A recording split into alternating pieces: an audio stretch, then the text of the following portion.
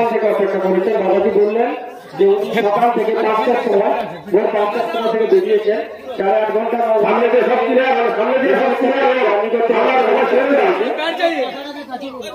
তখন একটু বসে